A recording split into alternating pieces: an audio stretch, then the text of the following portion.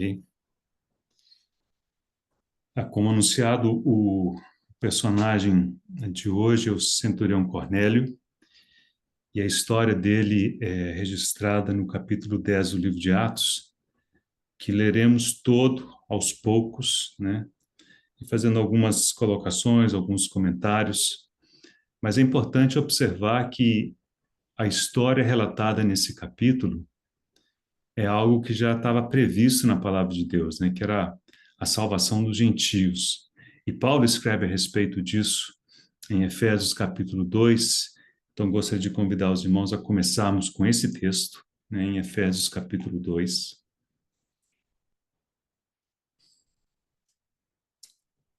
versículos 13 a 16. Efésios 2, 13 a 16.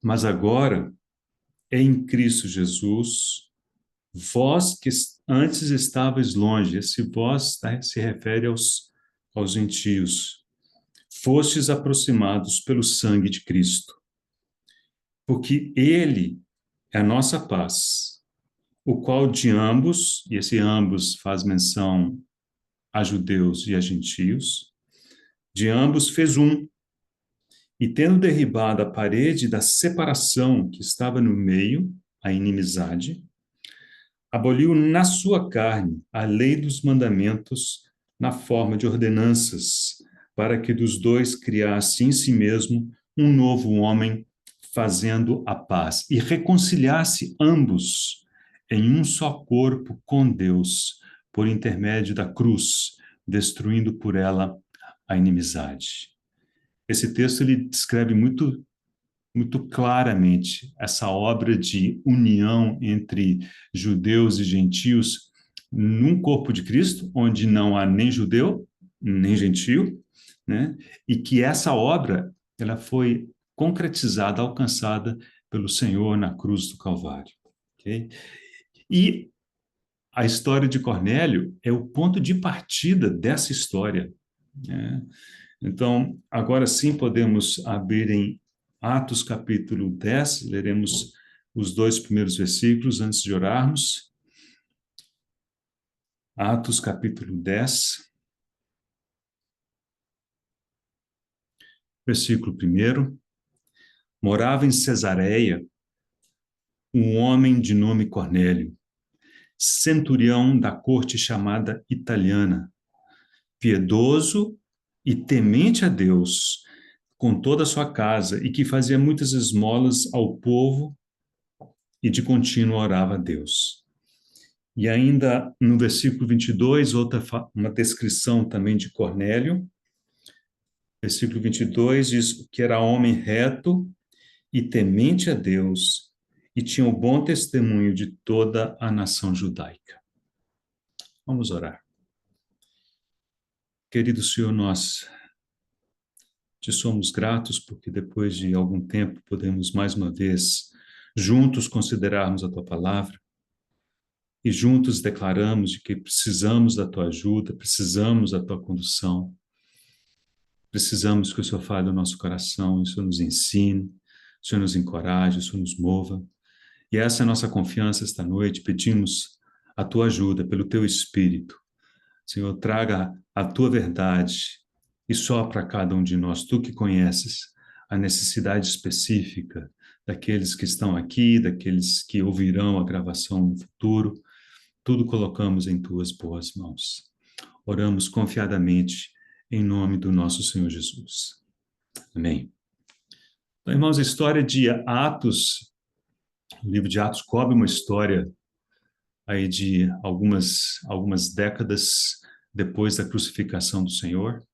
E no capítulo 2, encontramos o dia de Pentecoste, a descrição do que aconteceu naquele dia, 50 dias, né, depois da ressurreição do Senhor, 10 dias depois da ascensão do Senhor. E naquele dia chamado dia de Pentecoste, o que aconteceu foi a descida do Espírito Santo, que batizou aqueles 120 que estavam no cenáculo e pouquinho depois 3.000 pessoas para dentro de um corpo. Esse é o corpo de Cristo, foi o dia zero. Não que eles tenham se convertido naquele dia, mas naquele dia, aqueles que haviam crido foram batizados para dentro desse corpo, é o que o Senhor chama do batismo no Espírito Santo. Logo no capítulo 1 de Atos, ele faz essa menção, usa essa expressão, uma expressão que encontraremos também ainda hoje. Bom, isso foi no capítulo 2, né? E a igreja começou a se reunir e a progredir e a crescer, e o Senhor que havia antevisto que a igreja se expandiria, começando, né, por Jerusalém, por toda a Judéia, Samaria e até os confins da terra, foi se acomodando em Jerusalém. Aí o Senhor fez vir uma perseguição. Logo depois da morte de Estevão, do martírio de Estevão, veio a perseguição, e com isso daí, os irmãos, à exceção dos apóstolos, eles saíram espalhados e foram espalhando por essas regiões que o Senhor já havia antevisto. Então, por exemplo, no capítulo 8, uma menção que faremos daqui a pouquinho, Filipe foi até Samaria e pregou o evangelho ali, e pessoas se converteram, enfim, né, uma história muito bonita no capítulo 8. Capítulo 9, a conversão de Saulo de Tarso, né? E está ali a igreja expandindo, expandindo, expandindo. E agora no capítulo 10, chegamos a esse momento crucial. Porque não só se trata de uma expansão territorial. Verdade, que está expandindo aqui. Esse evento do qual leremos hoje ocorreu em Cesareia. Daqui a pouco a gente fala um pouquinho de Cesareia.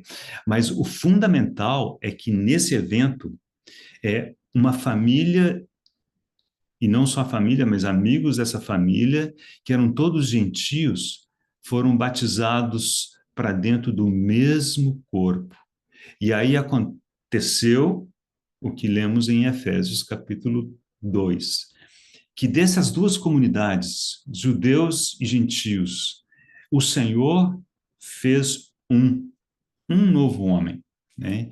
E ele aboliu no corpo da sua carne essa inimizade, aquela divisão que havia entre eles.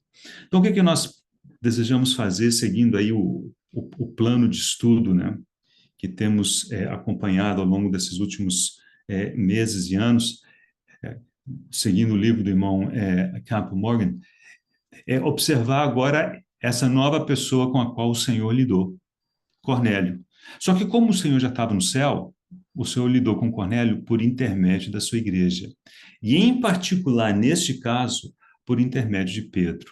Então, queremos considerar Cornélio, ele enquanto pessoa, e desejamos considerar como que o Senhor lidou com ele, como que o Senhor moveu. E é tão bonito ver isso nesse texto, ele é muito rico nesse aspecto. Eu acho que é isso que deve, me parece, nos impressionar mais.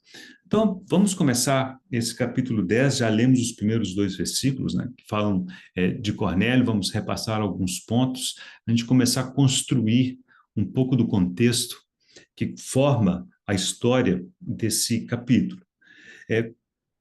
Capítulo 10, versículo 1, começa falando que esse homem Cornélio, ele morava em Cesareia. Cesareia era uma cidade romana, ele ficava ali na Palestina, né, na terra de Canaã, à beira-mar, né, então limítrofe aí com o mar Mediterrâneo, né. E Cesareia era a cidade sede da casa de governo de Roma, lá entre os judeus, né, lá na Palestina. Então, por exemplo, o governador romano, ele morava em Cesareia. Quando falamos de Pilatos, irmãos vão lembrar, né, que mencionei que o local de habitação dele era Cesareia, né? A casa de governo ficava na Cesareia. E que em algumas festas o governador ia até Jerusalém para marcar presença, para ficar de olho nos judeus e para reforçar os judeus o fato de que eles estavam sujeitos a Roma. Por isso, no Novo Testamento encontramos a Pilatos em Jerusalém no dia da Páscoa, né, naquela semana de Páscoa em que o Senhor foi crucificado. Ele estava lá porque ele havia vindo de Cesareia em função da festa. Então, naquele lugar era onde Cornélio morava. O texto diz que ele era centurião. Centurião era uma posição de muita honra, de muita responsabilidade. Alguém fez a seguinte observação, que o Novo Testamento menciona alguns centuriões, e em todos os casos, as menções são positivas, são elogiosas. Então, todos os centuriões mencionados no Novo Testamento são menções de pessoas boas, de pessoas honestas, de pessoas, digamos, que se davam bem, né, com o povo judeu. Né? Então, isso é uma característica do centurião, uma pessoa de boa índole. Né? Bem, o texto, bom, o que era o centurião? Era chefe de 100 soldados, né? 100 soldados que serviam a Roma. Mas aqui no final do versículo 1, nós ainda temos mais uma expressão. Ele fala assim, centurião da corte chamada italiana.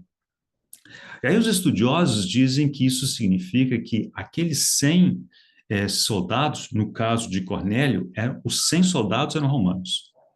Porque não necessariamente eles deveriam ser romanos, eles poderiam ser mercenários. Né? E o centurião poderia comandar 100 pessoas, entre eles romanos, mercenários, digamos, uma mistura de pessoas, né? Mas não era o caso de Cornélio. Essa corte chamada italiana significa que aqueles 100 soldados eram romanos. Versículo 2 diz que ele era piedoso, temente a Deus com toda a sua casa, ele e a sua casa, então, e fazia muitas esmolas ao povo e de contínuo orava a Deus. Então, encontramos alguém aqui piedoso, temente a Deus, que faz esmolas, que faz oração de contínuo, mas que não era convertido. É, vamos só fazer essas duas observações importantes, porque a gente vai lendo aqui e a impressão que temos é que provavelmente era alguém que já havia crido no Senhor e só não sabia disso, né?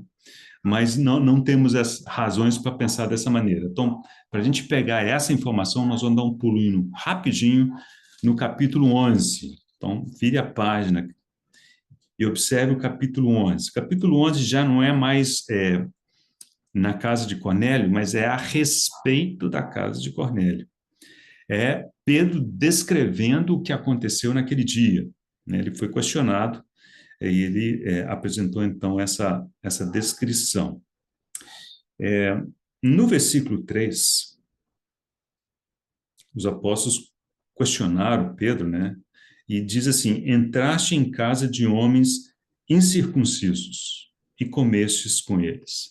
Então, essa era a realidade de Cornélio. Ele era incircunciso. O que significa, irmãos, que ele não era prosélito, que o prosélito precisava ser circuncidado. Então, por exemplo, no capítulo 8, encontramos a história de Filipe e Eunuco. Aliás, uma história que nós já tratamos, foi a penúltima mensagem. A última foi de Saulo de Tarso, a penúltima foi de Filipe e Eunuco. E Eunuco era um prosélito, né? Então, ou pelo menos é o que todo mundo entende, né? Que ele era prosélito. Né? Mas aqui claramente diz que ele era incircunciso, Cornélio era incircunciso, então ele não sequer era prosélito. E no versículo 14, vamos ler o 13 para a gente entender o relato aqui. Então, Pedro relatando o que ouviu de Cornélio, versículo 13 do capítulo 11.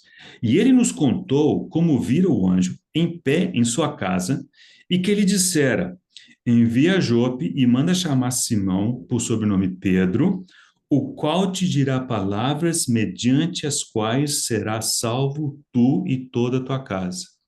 Observou isso? Ele não era salvo, a sua casa não era salva.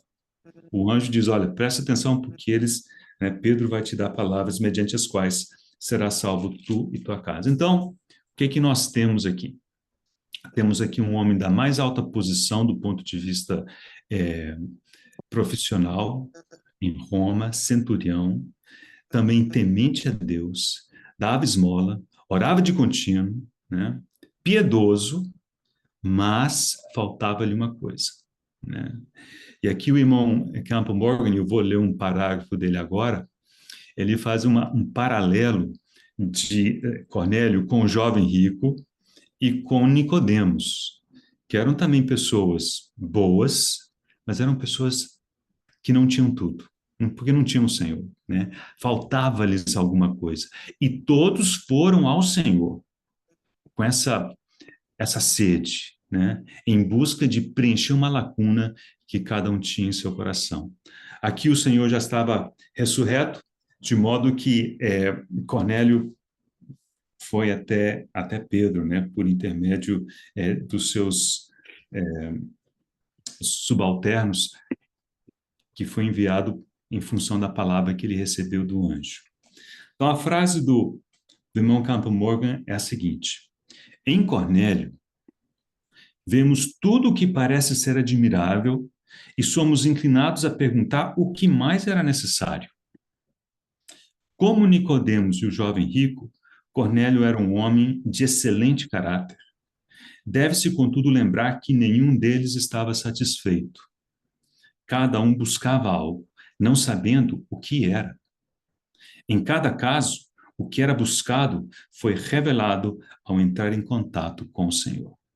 Então, essa história que vamos acabar de ler agora, essa história de Cornélio. Versículo 3. Esse homem observou claramente durante uma visão, cerca da hora nona do dia, um anjo de Deus que se aproximou dele e lhe disse. Então, antes de vermos as palavras do anjo, aliás, já lemos parte delas no capítulo 11, né?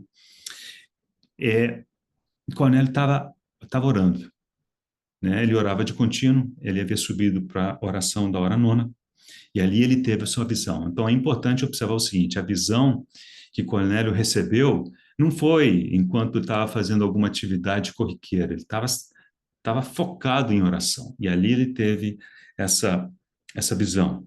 E a hora nona é uma menção interessante, né? Porque para nós, assim, não faria muito sentido, ou seja, pouca diferença que horas que foi, né? A história é tão bonita, mas o Espírito Santo decidiu registrar que é a hora nona. Se você buscar essa expressão no Novo Testamento, hora nona, vai encontrar 8 ocorrências.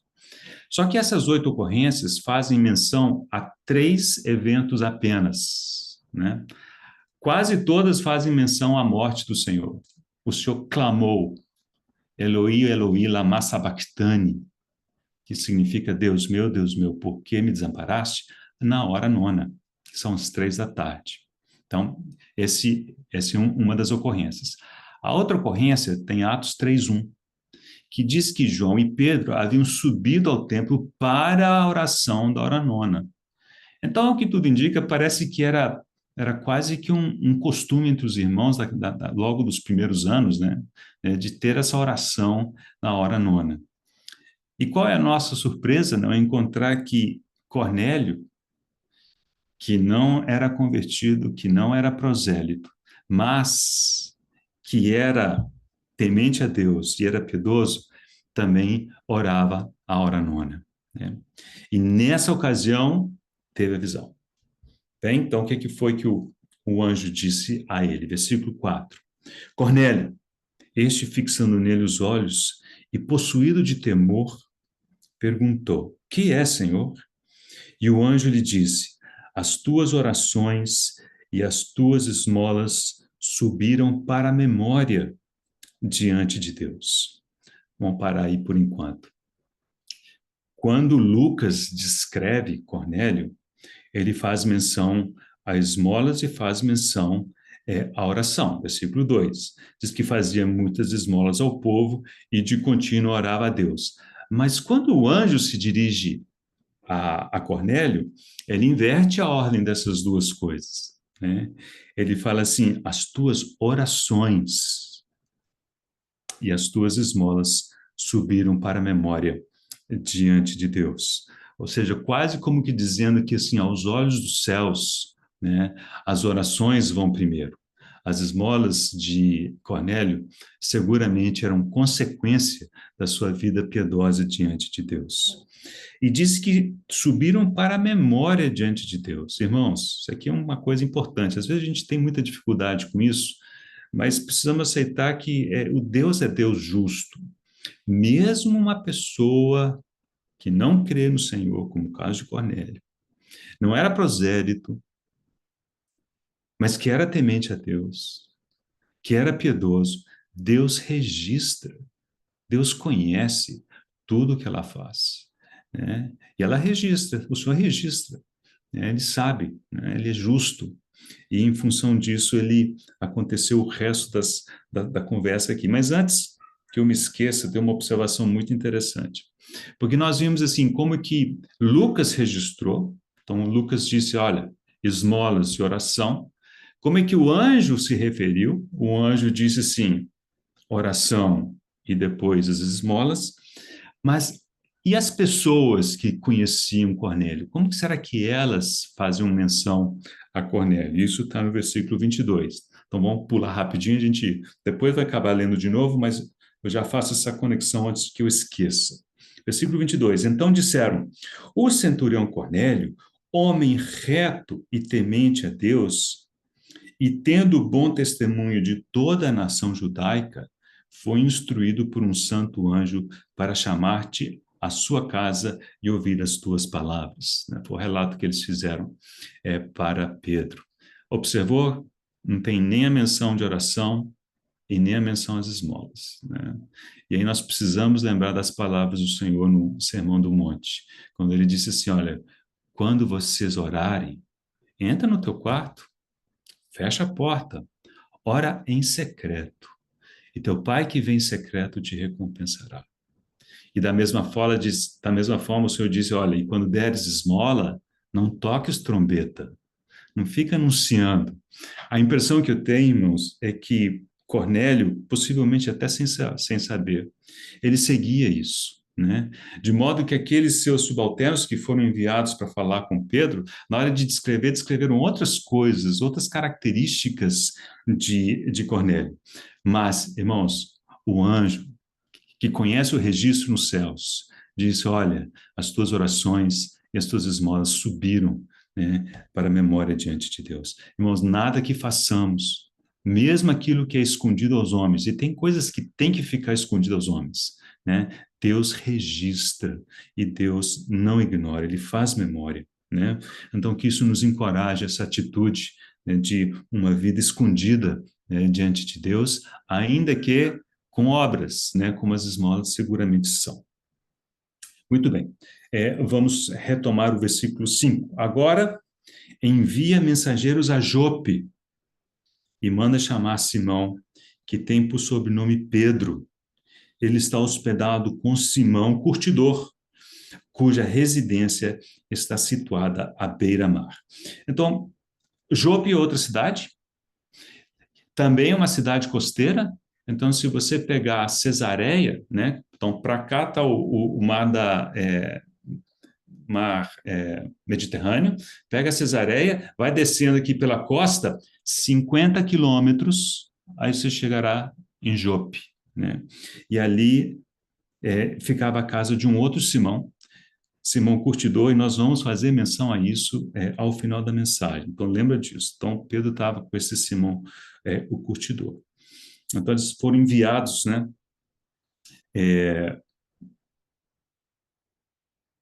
para conversar com Pedro, essencialmente para chamá-lo, né, a que ele viesse até Cesareia para falar com Cornélio e a sua casa. Então, versículo 7. Logo que se retirou o anjo que lhe falava, chamou 2 dos seus domésticos e um soldado. Então, 3 pessoas. 2 domésticos e um soldado piedoso dos que estavam a seu serviço. Ele também conhecia aqueles que estavam a seu serviço. Olha, ele tinha 100 pessoas debaixo de si, mas ele sabia quem que era piedoso, né? Isso lembra um pouco quando deu aquele problema relatado em Atos capítulo 6, né? Que as viúvas dos helenistas começaram a ser menosprezadas e esquecidas na distribuição diária, e os apóstolos falaram assim, olha, vai e escolhe entre vocês 7 pessoas cheias do Espírito Santo, né? Cheias de sabedoria e do Espírito Santo. Então, para fazer esse serviço. Então, era necessário saber quem que eram essas pessoas, conhecer as pessoas. E aqui Cornélio conhecia, né? Daqueles que estavam debaixo dele, quais eram piedosos. Então, ele escolheu 3, 2, né, dos seus domésticos e um soldado piedoso.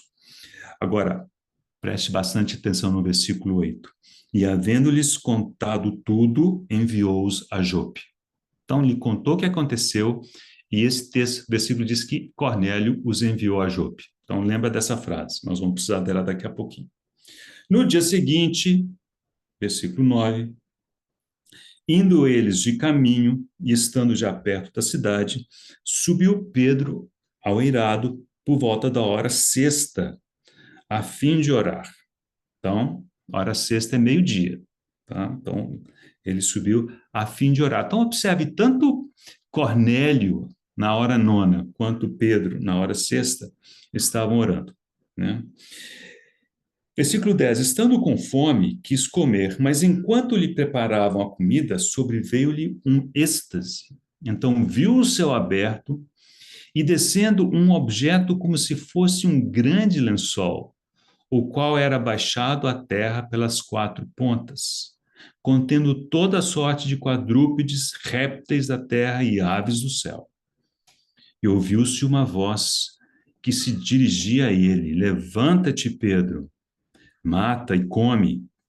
Mas Pedro replicou: de modo nenhum, Senhor, porque jamais comi coisa alguma comum e imunda. Segunda vez a voz lhe falou: ao que o Senhor purificou, não consideres comum. Então, houve 2 palavras, né, que Pedro ouviu naquela manhã. Por um lado, mata e come, e logo depois que Pedro resolveu é, negar o pedido, né, essa voz pela segunda vez disse: ao que Deus purificou, não consideres comum. E sucedeu isso por 3 vezes. Então, esse par de falas aconteceu 3 vezes. Então, temos 6 frases ditas a Pedro, né? E logo, isso significa, irmãos, que Pedro deve ter respondido a mesma coisa 3 vezes. Isso não está dito aqui, mas a gente acaba inferindo isso.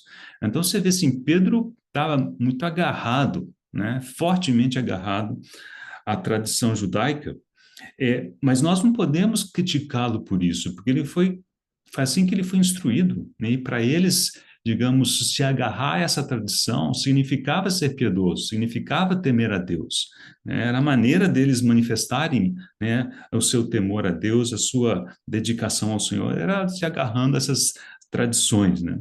Mas Deus estava prestes a quebrar isso, né? Como já antecipamos lendo lá no capítulo 2 de Efésios, né? Que ele aboliu na sua carne, né, a lei dos mandamentos na forma de ordenanças. Ele aboliu aquele muro de separação, a inimizade, isso tudo o Senhor desfez na cruz do Calvário. Ok? Versículo 17. Enquanto Pedro estava perplexo sobre qual seria o significado da visão, então, enquanto isso estava acontecendo, estava meditando, estava orando, teve a visão, ficou, né, meditando a respeito disso. Eis que os homens enviados da parte de Cornélio, tendo perguntado pela casa de Simão, pararam junto à porta. E chamando, indagavam se estava ali hospedado Simão, por sobrenome Pedro. Enquanto meditava Pedro, olha a importância dessa frase, enquanto meditava Pedro, acerca da visão, disse-lhe o Espírito: eis, aí estão 2 homens que te procuram. Irmãos, um parênteses aqui. Quase todas as traduções trazem 3 homens. Quem está com a corrigida vai encontrar 3 homens, quem estiver com a fiel vai encontrar 3 homens. A atualizada de Almeida é a única que aparece, ou uma das poucas que aparece 2 homens, né? Sabemos que eram 3, né? Eram 2 domésticos e o soldado. Mas aí Para aliviar, né, a tradução de Almeida atualizada, os estudiosos dizem assim, não está errado imaginar, né, porque o soldado era escolta. Então, havia dois homens que estavam procurando Pedro, né? O soldado que era escolta estava com eles também, mas a menção aqui é aos dois. Mas o fato é que a maioria das traduções, né, trazem três homens. Os três homens estavam ali, né? Dois domésticos e um soldado. Né? Levanta-te, pois, desce e vai com eles, nada duvidando. Agora, atenção para a frase: porque eu os enviei. Mas espera aí, no versículo 8, o que que nós tínhamos visto? Que Cornélio enviou os seus a Jope. Então, por fim das contas, quem é que enviou? Né? Irmãos, claro, o Espírito Santo por intermédio, né, de Cornélio. E esse é um dos pontos bonitos de ver nessa história. Como o Espírito Santo move tudo em todos. Ele moveu Cornélio desde o início, né? As decisões, o envio das pessoas, ele falou com Pedro, ele moveu Pedro desde o início. Nós precisamos ver o Senhor, por meio do seu Espírito, por meio da sua igreja, executando essa obra. É o Senhor no controle o tempo todo. Então, se ponto de vista humano, nós podemos dizer como o versículo 8, foi Cornélio que enviou, mas do ponto de vista celestial, você não tem a dúvida, o Espírito Santo é que enviou. Ele estava por detrás daquela ação. Levanta-te, pois, desce e vai com eles, nada duvidando, porque eu os enviei. Uma pergunta interessante a gente poderia se fazer é o seguinte: se Pedro não tivesse tido essa palavra do Espírito Santo, muito possivelmente ele não teria ido, dado o seu zelo, né? Aquilo eram, né, eram gentios, ele não se misturava com esse povo. Acho que ele só foi porque o Espírito Santo o preparou para aquele momento e disse: olha, pode ir, que eu tô por detrás dessas coisas, né? Fui eu que os enviei. Versículo 21. E descendo Pedro para junto dos homens, disse: aqui me tendes, sou eu. A quem buscais? A que viestes? Então fez essas perguntas e o irmão Campbell Morgan faz o seguinte paralelo muito bonito, né? Os irmãos lembram quando, logo no início do ministério do Senhor, capítulo 1 de João, né? Quando João Batista fala para os seus discípulos: olha, esse é o Cordeiro de Deus, né? E dois dos seus discípulos, André e um outro discípulo que não é nomeado, que provavelmente é o próprio evangelista João, começaram a seguir o Senhor e foram atrás do Senhor. E a pergunta que o Senhor faz é muito parecida com essa, né? Assim, que quereis, né? E aí a pergunta daqueles dois discípulos de João Batista foi: onde, Senhor, onde assistes? Né? E eles ficaram com o Senhor aquele dia, né? Então essa pergunta do Senhor, assim, que quereis, né? Ressoa aqui nas palavras de Pedro. Aqui me tendes, sou eu, a quem buscais? Aqui vieste, né? Então é quase que dizendo assim, nós quase que ouvimos as palavras do Senhor nos lábios de Pedro. Então é importante vermos, irmãos, nesses capítulos que a gente considera no livro de Atos, o Senhor, a sua palavra, as suas decisões, as suas ações, o seu jeito, o seu cuidado, manifestando por intermédio da sua igreja, por intermédio do seu corpo místico, para alcançar as pessoas que ele queria alcançar. Assim como ele fez nos evangelhos. Só que nos evangelhos eram dias da sua carne, ele estava sobre a terra, né? Em Atos, os dias da carne do Senhor eram passados, ele estava, né, assentado à destra do Pai, mas o seu corpo ainda estava sobre a terra, na forma da sua igreja, corpo místico do Senhor. Então encontramos o versículo 22, que já lemos: então disseram o centurião Cornélio, homem reto e temente a Deus, e tendo bom testemunho de toda a nação judaica, foi instruído por um santo anjo para chamar-te à sua casa e ouvir as tuas palavras, né? E uma coisa que lemos no versículo, no capítulo 11, é que o anjo havia dito para ele: olha, ele te dirá palavras pelas quais você e a sua casa serão salvos, né? Então, a salvação deles já havia sido anunciada por meio do anjo. Vamos continuar a leitura, versículo 23.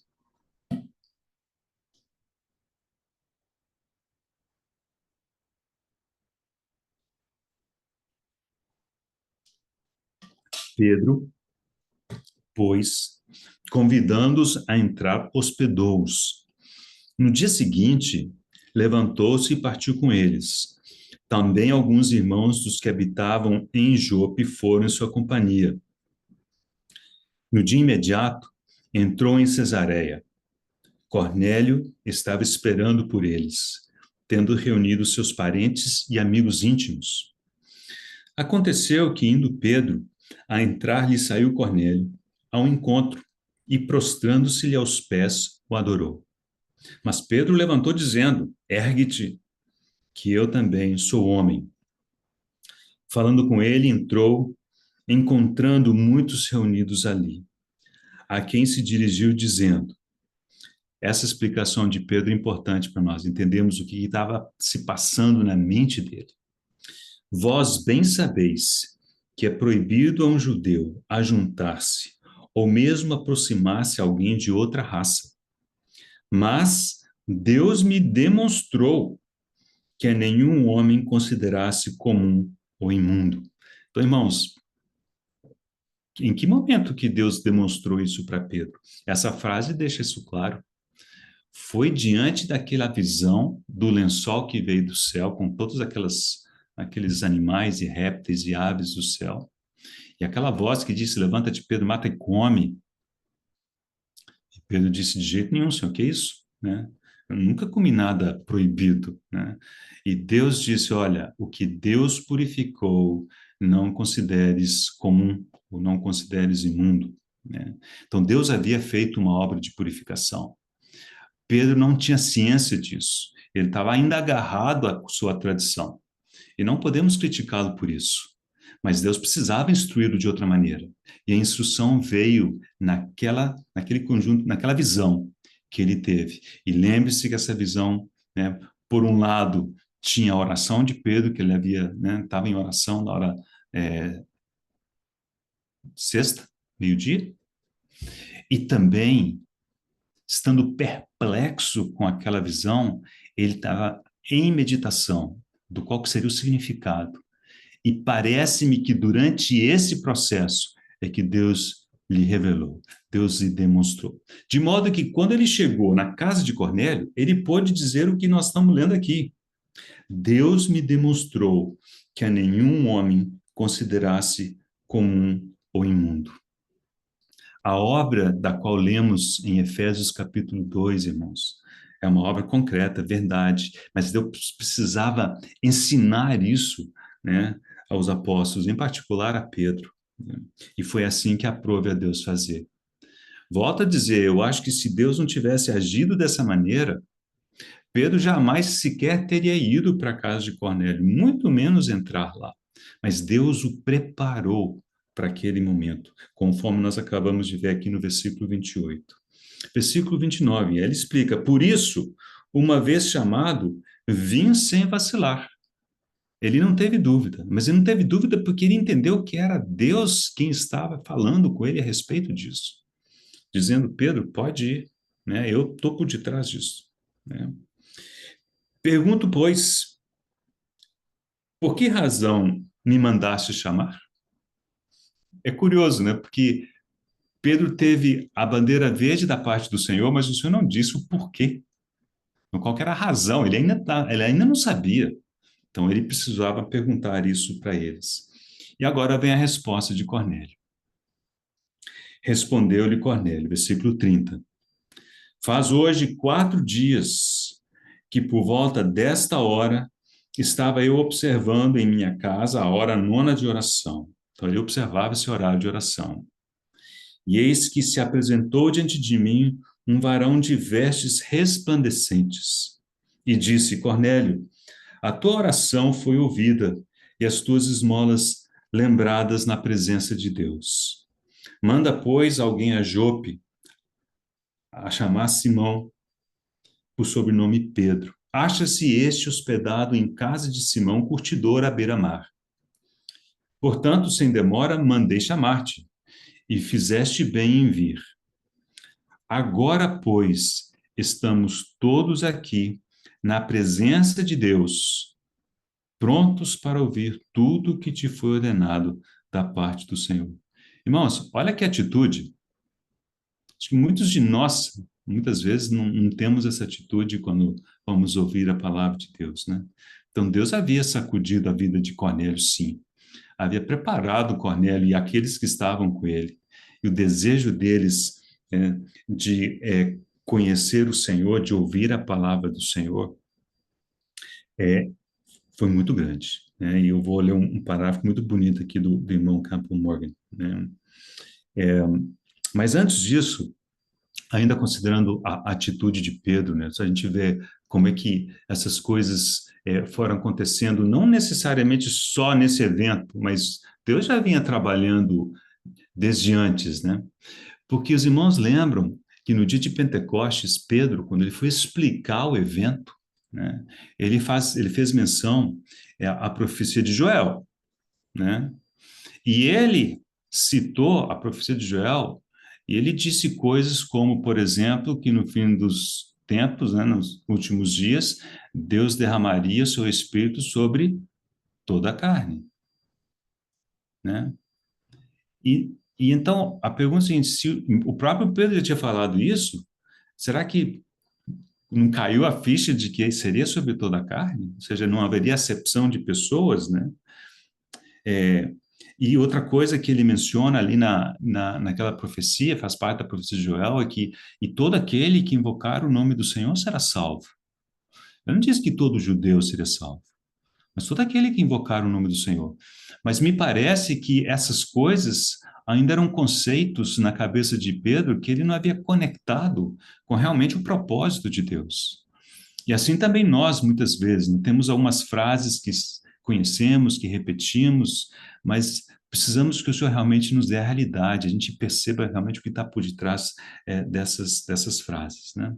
Então, assim, nós podemos até imaginar que desde o dia de Pentecostes, Deus já estava semeando, né, as sementinhas no coração de Pedro, preparando para esse momento do encontro com Cornélio e a sua casa. Agora, um parágrafo do irmão Campbell Morgan com respeito a essa resposta que Cornélio deu, né?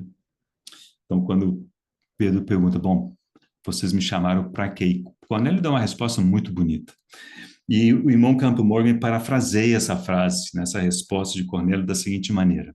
Diz assim: assim Cornélio disse, de fato, você pergunta o que quero e com que intenção te mandei chamar? A resposta é que eu estou buscando a Deus e quero saber coisas que não sei. Há coisas que me deixam perplexo e preciso de luz. Um anjo me visitou e ordenou que mandasse chamá-lo. Você fez bem em vir. E agora que chegou, desejo ouvir a palavra de Deus dos seus lábios. Busco a palavra de Deus para mim. Desejo saber o que Deus tem a me dizer.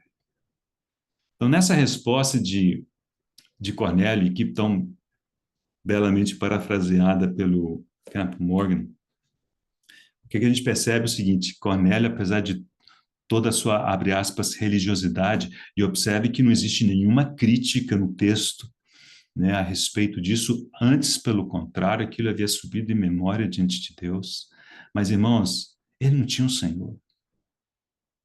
E salvação é só por fé em Cristo Jesus. Ele precisava chegar nesse ponto. E ele percebia que ele não tinha aquilo. Apesar de toda a sua piedade, todo o temor que ele tinha de Deus, ele tinha consciência disso. Então, agora ele fez essa questão a Pedro e disse, olha, pode falar que nós estamos aqui ouvindo. E aqui a resposta de Pedro, uma resposta muito bonita.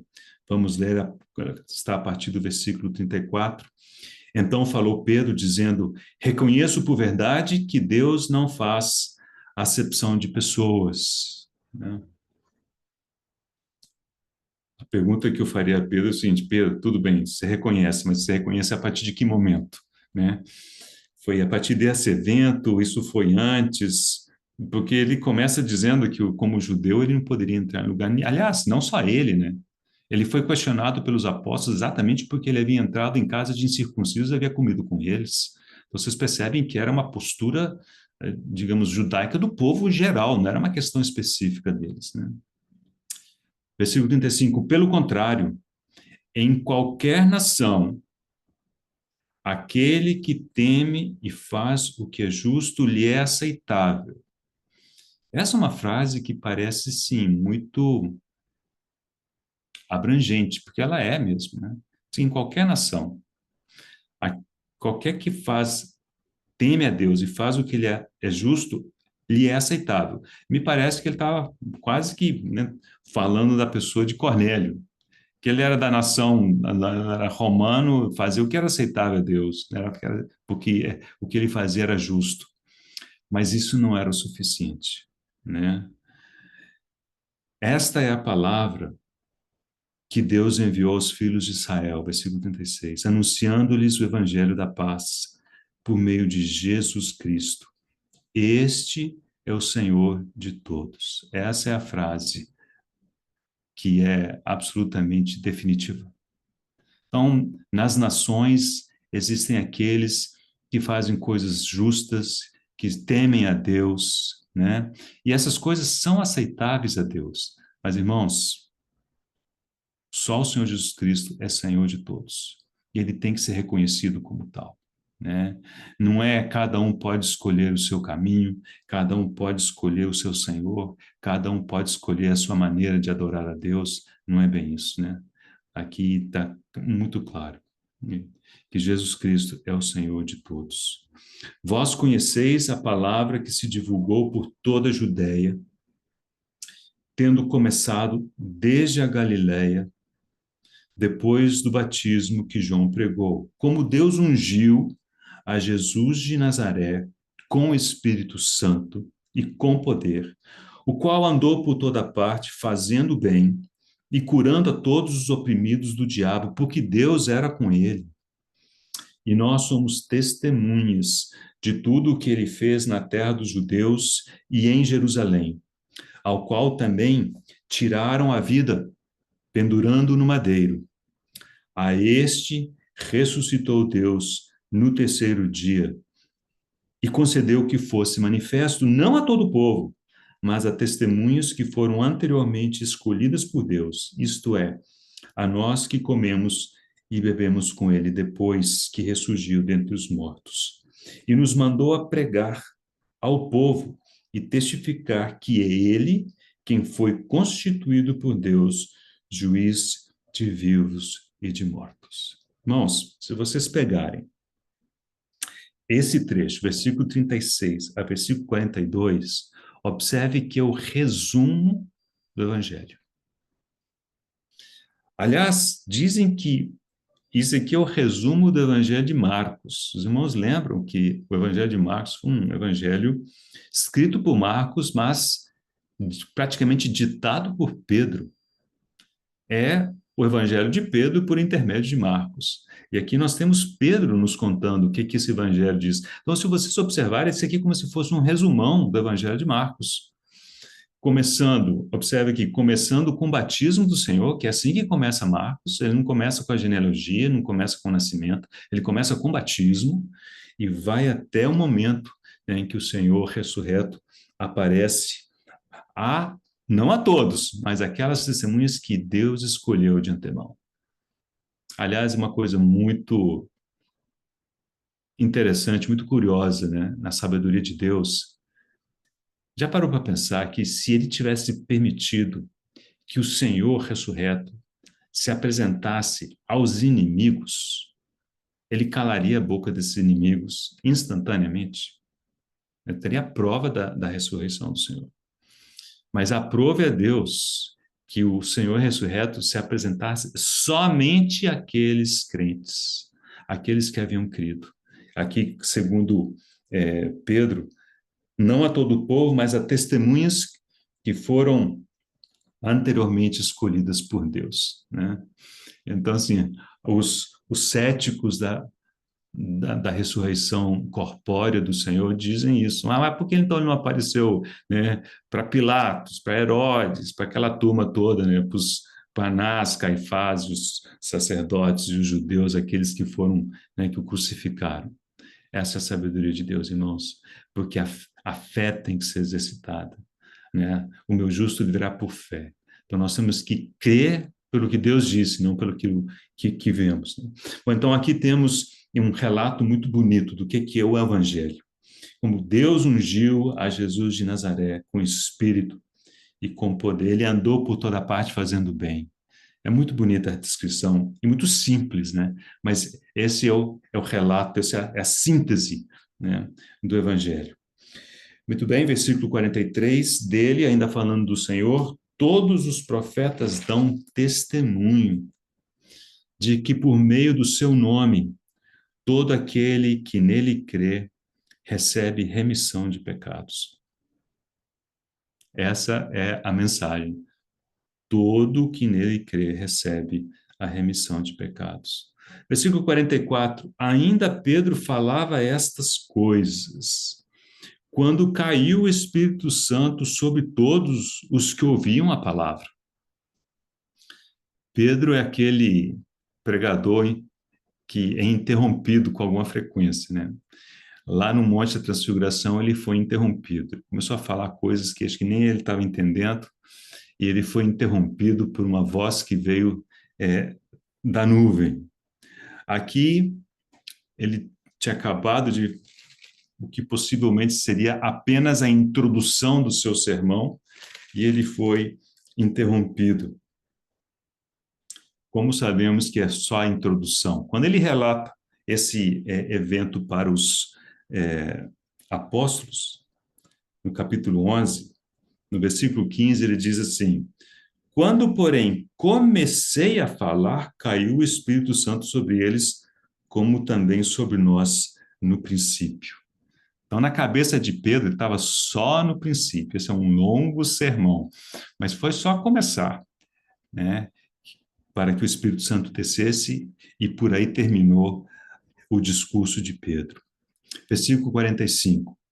E os fiéis que eram da circuncisão, que vieram com Pedro, então, os irmãos lembram que lá de Jope, né, Pedro foi com outros fiéis, né, e também voltou com os 3 homens que haviam sido enviados por Cornélio. Okay? Eles admiraram-se, porque também sobre os gentios foi derramado o dom do Espírito Santo. Agora, pergunta: como é que eles sabiam que aqueles gentios haviam recebido o dom do Espírito Santo? Porque pensa bem, o Espírito Santo não é uma coisa que se vê, né? A menos que ele queira se manifestar, né? Mas o versículo 46 deixa claro o porquê. Pois os ouviam falando em línguas e engrandecendo a Deus.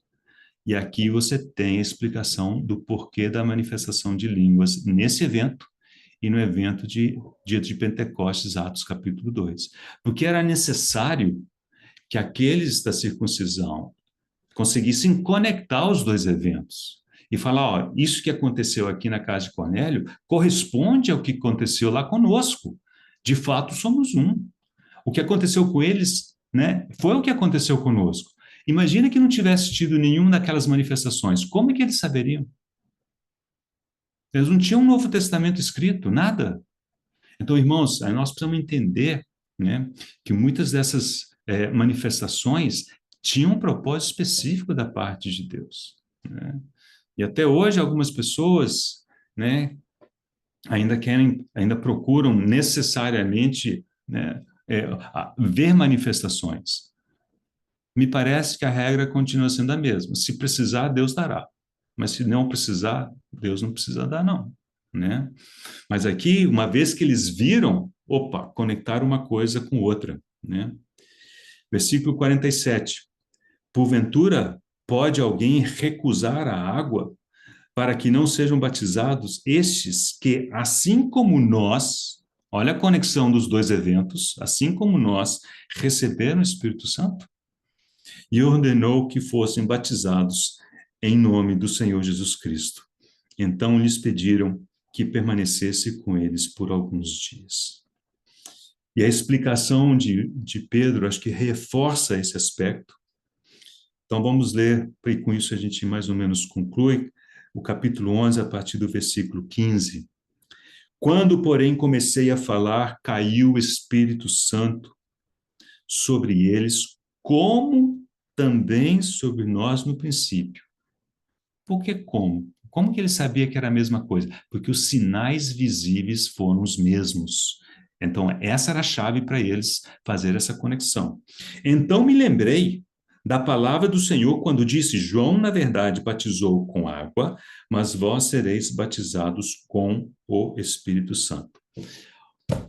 Vou deixar uma frase para os irmãos estudarem e pensarem. No Novo Testamento todinho, a expressão batismo com o Espírito Santo ou se refere a Atos capítulo 2, o dia de Pentecoste, ou se refere a Atos capítulo 10, caso de Cornélio. Não tem exceção, ou é um ou é outro. Então nós entendemos o que é o batismo no Espírito Santo. É quando nós somos batizados para dentro de um corpo, o corpo de Cristo. Depois vocês podem ler primeiro aos Coríntios 12 e 13, fala isso, né? Então, esse é o batismo com o Espírito Santo. A gente recebe o Espírito Santo quando cremos no Senhor, isso é uma coisa. Agora, o batismo com o Espírito Santo, essa frase no Novo Testamento só aparece conectada ao dia de Pentecostes e ao dia, né, da inclusão dos gentios no corpo de Cristo, que é esse evento da casa de Cornélio. Não há exceções, né? Então, os irmãos podem verificar isso depois. Versículo 17.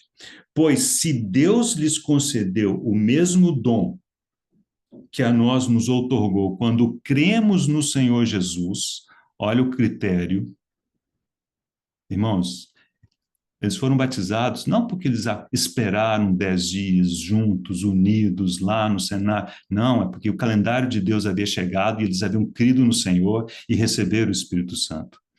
Quem era eu para que pudesse resistir a Deus? E ouvindo eles essas coisas, apaziguaram-se e glorificaram a Deus, dizendo: logo, também aos gentios foi por Deus concedido o arrependimento. E aí temos judeus e gentios fazendo parte de um único corpo, irmãos. E em Cristo não há judeu, não há gentio, não há grego, não há bárbaro, não há escravo, não há livre, não há macho, não há fêmea, né? Bem, para encerrar, deixa eu fazer algumas breves colocações, duas, e aí lemos um último texto e com isso encerramos. Primeiro é observar que tanto Cornélio como Pedro obtiveram as suas visões, suas revelações que foram tão fundamentais em momentos de meditação, em momentos de oração. Então a gente precisa atentar para isso. Quanto tempo a gente tem dedicado à oração e à meditação? Porque nessas horas, normalmente, que Deus fala conosco de forma mais contundente. Então, nunca menospreze esses momentos de oração e de meditação nas coisas de Deus. E o que me parece ser um ponto central nessa história, irmãos, é o mover do Senhor nas duas extremidades, na extremidade de Cornélio, pela extremidade de Pedro, levando isso àquele momento. Deus preparou todo o caminho, né? Aquilo não aconteceu fortuitamente, né? Então, podemos imaginar, olhando aqui para o capítulo 10, né, que para aquele momento de encontro, Cornélio foi preparado por meio de uma visão, assim como Pedro. Mas, irmãos, parece que foi muito mais do que isso, né? Então, a preparação já vinha de antes. Observe o seguinte, vamos ver o último versículo do capítulo 8 de Atos. Olha que curioso. Atos capítulo 8, o último versículo, versículo 40. Está falando ainda da história de Filipe. Logo depois do eunuco, os irmãos lembram, né? O eunuco saiu feliz e contente, voltando para casa, sem tendo sido batizado, e o Espírito tomou Filipe, né? E o versículo 40 diz, mas Filipe veio achar-se em Azoto, e, passando além, evangelizava todas as cidades até chegar a Cesareia. Não é absurdo imaginar que Cornélio tenha ouvido alguma coisa de Filipe. Não é absurdo imaginar isso. Então, possivelmente, o Senhor já começou a instigar alguma coisa no coração de Cornélio por meio da sua palavra, por meio do evangelho, por meio de Filipe, né? Tudo obra do Senhor, e ali ele foi caminhando e as coisas foram crescendo, e o Senhor deu uma visão, preparou, e um dia ele encontrou com Pedro. E do lado de Pedro, vamos olhar o último versículo do capítulo 9, né? O último versículo do capítulo 9 diz que Pedro ficou em Jope muitos dias em casa de um curtidor chamado Simão. Foi ali que nós encontramos Pedro no capítulo 10. O curtidor é aquele que trata a pele dos animais, né? E uma coisa que eu não sabia, e eu vou ler essas 3 referências, é que, claro, Simão era judeu, mas o curtidor era uma profissão desprezada em Israel. Provavelmente porque eles tinham que lidar com carcaças de animais e isso tornava a pessoa imunda, aquelas coisas todas. E ele estava à beira-mar porque ele precisava da água para tratar o couro, tal, etc. Então eu vou ler 3 pequenas menções, né, do irmão Joseph Parker, que escreveu um comentário da Bíblia, ele chama assim, A Bíblia do Povo, né, publicado em 1888. E ele menciona esse ponto, como que já não deveria ter sido fácil para Pedro se hospedar com Simão, porque já era uma profissão que não era lá muito bem vista, né, em Israel. Então, o fato dele ter ficado muitos dias com Simão, o curtidor, para Pedro foi quase que um meio de caminho, né, até chegar à casa de Cornélio. Então, Deus foi gracioso com Pedro, né, de forma fez uma transição mais suave, vamos colocar desse jeito, né? Veja o que o irmão Joseph Parker diz. Um certo rabino disse, abre aspas, é impossível não haver curtidores no mundo, mas ai do homem que é curtidor. Então, vocês veem que eles desprezavam essa profissão. Outra frase, cuja residência está situada à beira-mar. Então, é essa frase que ele comenta. Ele diz, a razão para isso é que os judeus não toleravam curtidores nas cidades. Tinha que ficar fora da cidade, morava fora, né? E a outra frase, Deus nos conduz passo a passo. Ele mandou um judeu teimoso que jamais comera coisa comum imunda para hospedar-se com um certo sermão curtidor. Depois de conduzi-lo a esse ponto, ele o enviaria a um gentio chamado Cornélio. Então, irmãos, muitas vezes a gente não sabe explicar algumas das coisas estranhas que nos acontecem, mas pode ser que é Deus preparando-nos para alguma outra coisa, né? Deus move de maneira que às vezes a gente não entende, não sabe, mas em algum momento, olhando para trás, nós vamos reconhecer, isso era o Senhor, isso aí foi o Senhor, isso aí foi o Senhor. Esse é o cuidado, né, do Senhor para com cada um de nós, e isso está ilustrado de forma muito bonita aqui nessa história de Cornélio. Vamos encerrar com um texto também em Efésios, mas agora o capítulo 3, nós só vamos ler o texto, e com isso a gente encerra. Efésios capítulo 3, que obviamente trata dessa questão. Os primeiros 12 versículos do capítulo 3. Por esta razão, eu, Paulo, sou prisioneiro de Cristo Jesus, por amor de vós, gentios. Se é que tendes ouvido a respeito da dispensação da graça de Deus a mim confiada para vós outros. Pois, segundo uma revelação, me foi dado conhecer o mistério, conforme escrevi há pouco resumidamente, possivelmente fazendo menção ao capítulo 2.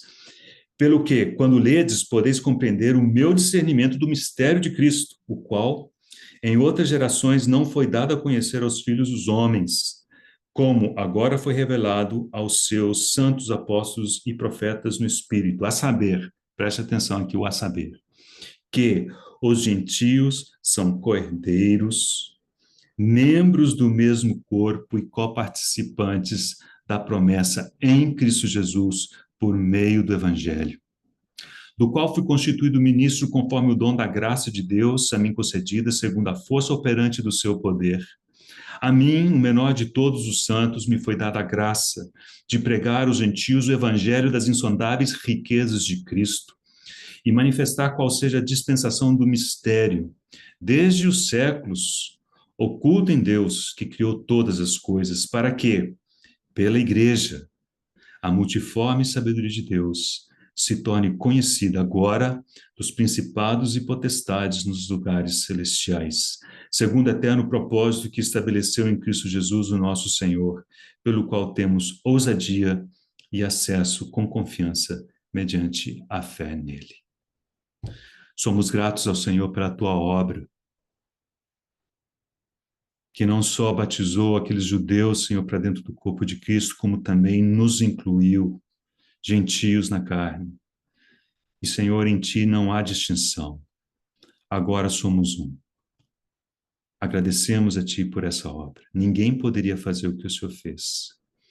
Senhor, e agora que somos um, e como um só homem, desejamos dar esse testemunho a principados e a potestades, da tua multiforme sabedoria, da tua preciosa graça, da salvação em Cristo Jesus para todos.